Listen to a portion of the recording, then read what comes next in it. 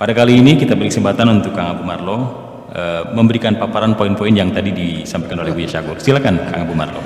Oke, terima kasih Buya. Wah, ini luar biasa sih siang hari ini. Alhamdulillah punya kesempatan untuk hadir ke Candang Pinggan untuk ketemu Buya yang sudah direncanakan lama sekali, tapi ya baru kali ini diizinkan. Alhamdulillah, hatur nuhun. Siang hari ini saya rasa teman-teman di Zoom, di YouTube juga kita mendapatkan banyak ilmu gitu ya. Dan baru benar-benar menyadari bahwa ilmu itu adalah sesuatu yang penting untuk kita renungkan gitu.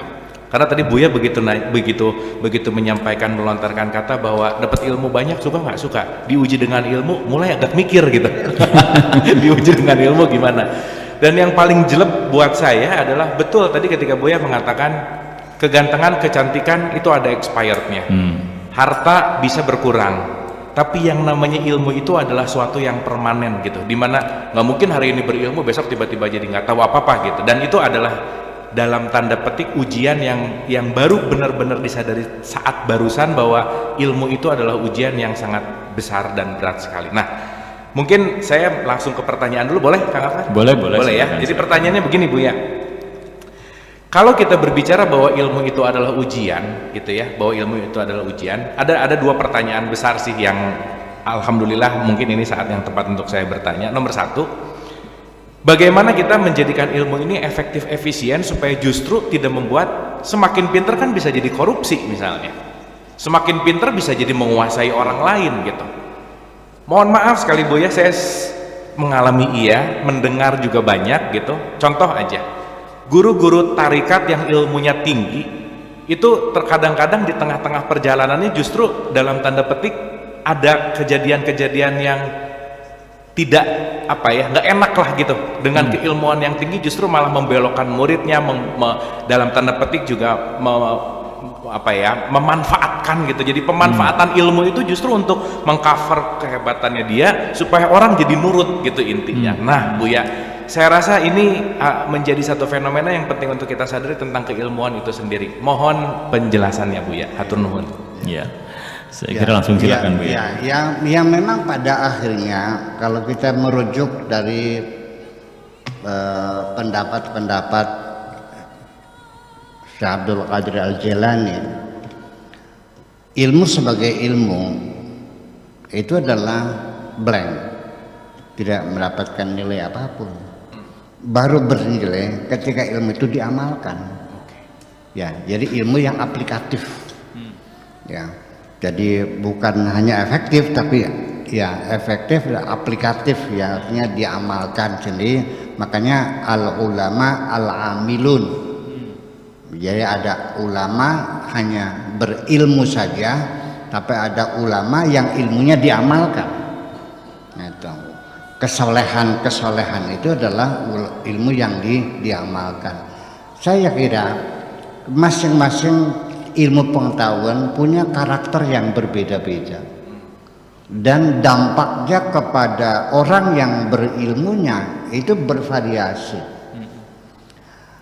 Ilmu pengetahuan seperti ilmu hukum, ilmu fikih, itu membuat orang itu suka berdebat dan suka menyalahkan orang lain, mudah bertengkar, ya banyak ngomong dan sebagainya. Itu hawanya. Kalau ilmu kedokteran biasanya lebih banyak orang membuat banyak merenung, banyak diam, dan perilakunya lebih santun daripada ahli hukum loh. Karena membawa watak gitu. Yang orangnya di bidang kesenian, ilmuwan, kesusastraan dan sebagainya, itu orangnya sangat menyenangkan, biasanya pribadiannya menyenangkan. Sastra itu orangnya menyenangkan karena dia paham kemanusiaan kok.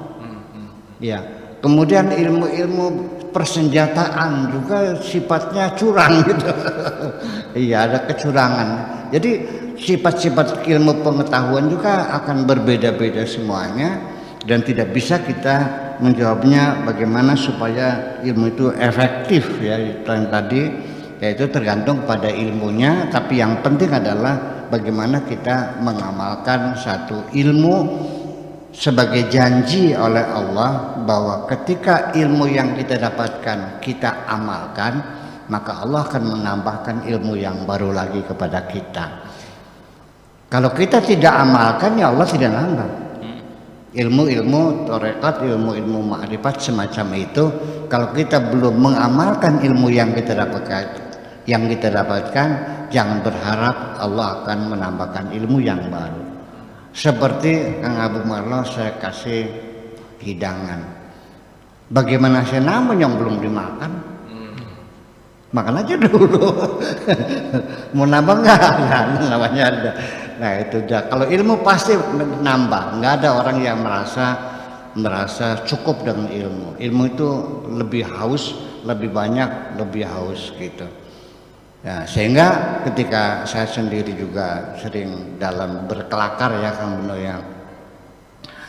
Jadi orang tuh bagaimanapun ilmu itu bukan sekolah yang menentukan, tapi semua otodidak kok. Ya, sekolah tidak membuat orang jadi pandai kok. Pandai adalah otodidak. Orang itu belajar sendiri, bukan sekolahnya. Ya, sehingga rajin baca buku dan sebagainya. Tetapi untuk saya katakan Mas Kang Beno, kalau saya mah baca buku ini bukan Belajar. dengan dasar niat cari ilmu, enggak. Saya mah hanya menyalurkan hobi aja. Karena hobi, bukan niat cari ilmu gitu.